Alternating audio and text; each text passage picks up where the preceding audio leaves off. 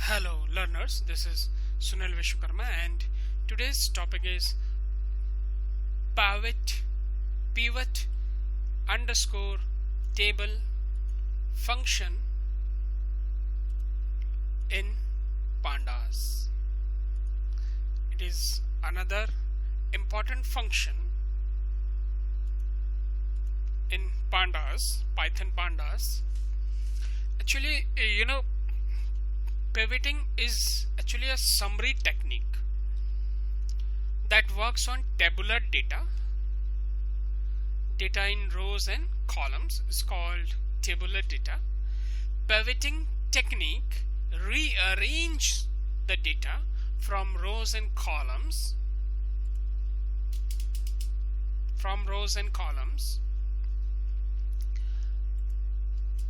by possibly rotating rows and columns or by aggregating data from multiple sources in a report form. It means it extracts your data from data frame, your CSV file, your Excel file, and it it analyzes whole data, and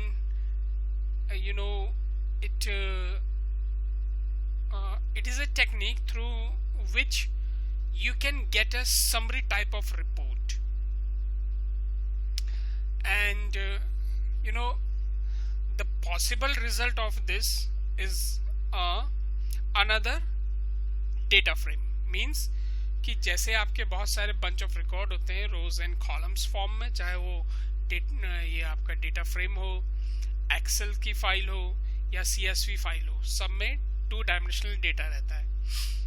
इस dimensional data को या 2 dimensional data में जितने भी आपके data रहते हैं उनका अगर समरी रिपोर्ट अगर आपको निकालना है तो हम यूज करते हैं फिर पिवटिंग अंडरस्कोर टेबल। पिवटिंग का मतलब ही समझ लीजिए, सिनोनिम्स देख लेते हैं। टर्निंग, स्पिनिंग, रिवॉल्विंग यानी कि घुमाना, और फिर उसके बाद उसमें से डेटा को समराइज वे में रिप्रेजेंट करना। अब ये समरी किस तरह से निकालता है ये देख लेते हैं।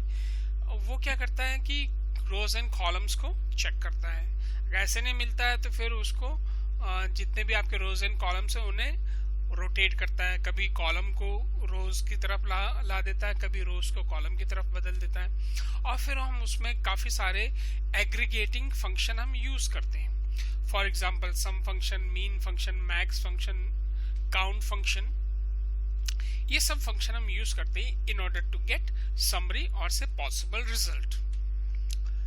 Now as per the syntax is this one.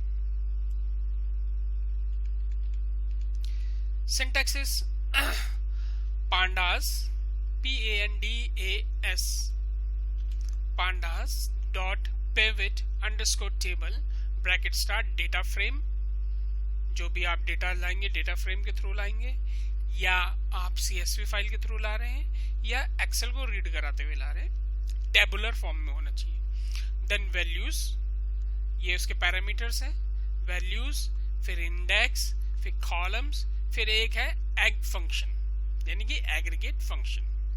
These are the by default values. जो यहाँ पे ये वैल्यूज इक्वल टू नन लिखा हुआ है, इट मीन्स कि वैल्यूज की बाय डिफॉल्ट वैल्यू नन रहती है। इंडेक्स का बाय डिफॉल्ट वैल्यू नन रहेगा, कॉलम्स का बाय डिफॉल्ट वैल्यू नन रहेगा। इट मीन्स अगर ये आप ये आर्गुमेंट नहीं पास कराते हैं तो ये नन ही समझे जाएंगे, ट्रू नहीं समझे जाएंगे। अगर आप एग फंक्शन भी पास नहीं कराते हैं तो बाय डिफॉल्ट ये क्या करता है, मीन कैलकुलेट करके देता है, किसी भी डेटा का मीन कैलकुलेट करेगा। यानी कि डेटा आपका नंबर फॉर्मेट में होना चाहिए, कैरेक्टर फॉर्मेट में नहीं होना चाहिए, अदरवाइज ये मीन डेटा नहीं करेगा। अब दूसरा इसका एक और सिंटेक्स देख लेते हैं। देखिए सिंटेक्स में केवल ये जो डेटा फ्रेम है ये बाहर आ गया, बाकी एज इट इज है, देखिए सेम है। Values none, index none, then columns none, then aggregate function में मीन पास कराया है। Data frame name dot pivot underscore table. अब इनके मतलब समझ लीजिए। वेयर इंडेक्स, अगर हम इंडेक्स में कुछ चीज पास कराते हैं तो उसका मतलब क्या होता है? Contains the column names for rose.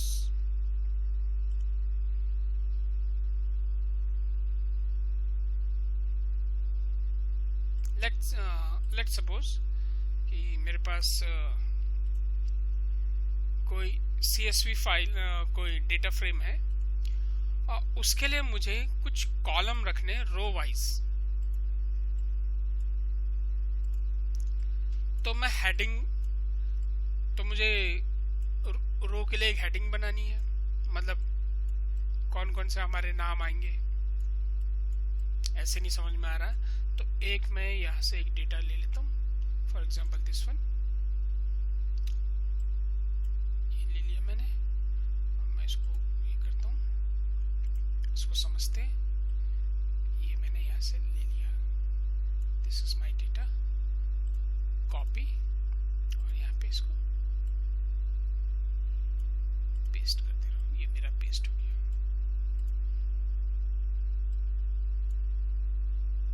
Now समझ, अब मुझे अगर समरी तैयार करनी है, समरी तैयार करनी है इस टेबल से, तो as per the syntax, index, जो ये इंडेक्स पहला आर्गुमेंट है या कुछ भी आर्गुमेंट आप पहले पास कराते, argument contains columns name for rows. It means कि जो ये जो रोज के नाम है, इनमें से किसी एक का या एक से ज्यादा का नाम अगर आप रो के लिए रखना चाह रहे हैं, फॉर एग्जांपल अगर मैं प्रोडक्ट नेम की बात करूं तो मेरा ये प्रोडक्ट नेम यहां आ जाएगा, प्रोडक्ट नेम, और उसके नाम आ जाएंगे जैसे मदरबोर्ड,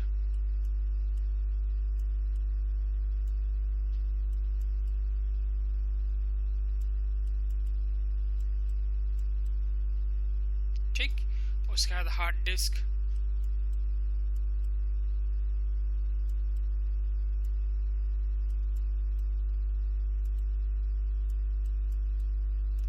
उसके बाद माउस,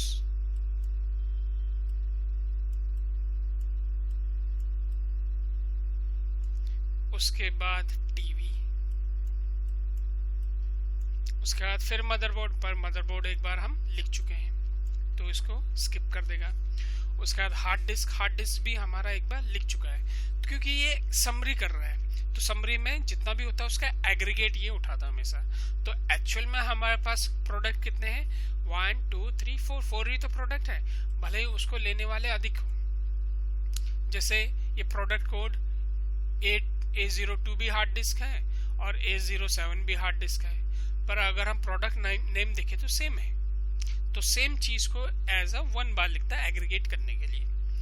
ये तो हो गया पहले इंडेक्स, यानी कि आप किस इंडेक्स के आधार पर अपने वैल्यू को समराइज फॉर्म में दिखाना चाहते हैं। कॉलम के आधार पर समराइज फॉर्म में आप शो करना चाहते हैं, ये कॉलम का पार्ट होता है।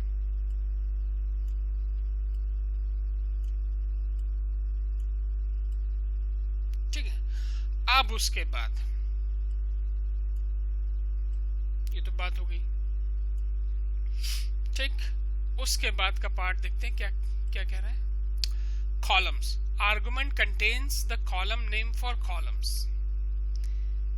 यानी कि इस पे आप वो नाम पास कराएंगे जिन्हें आप कॉलम के तौर पे रखना चाह रहे हैं। ये तो रोज के लिए हो गया। अगर आप कॉलम के लिए भी रखना चाह रहे हैं, इस यहाँ के लिए भी, तब भी आप कॉलम्स पास कराएंगे। फॉर एग्जाम्पल अगर मैं पास कराना चाहूँ प्रोडक्ट नेम के साथ हमें उसकी कंपनी का भी नाम चाहिए, तो मैं यहाँ पे कंपनी के नेम इंटेल, ये सब आ जाएंगे। अगर मैंने वहां पे लिख दिया इंटेल, सेगेट, है ना, इस तरह से। उसके बाद सेगेट के बाद आएगा, करके दिखा रहा हूँ, सेगेट के बाद सीगेट के बाद आएगा सैमसंग,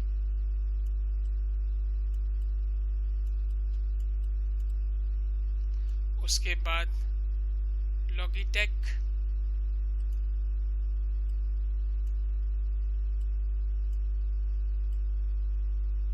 इस तरह से करते करते अब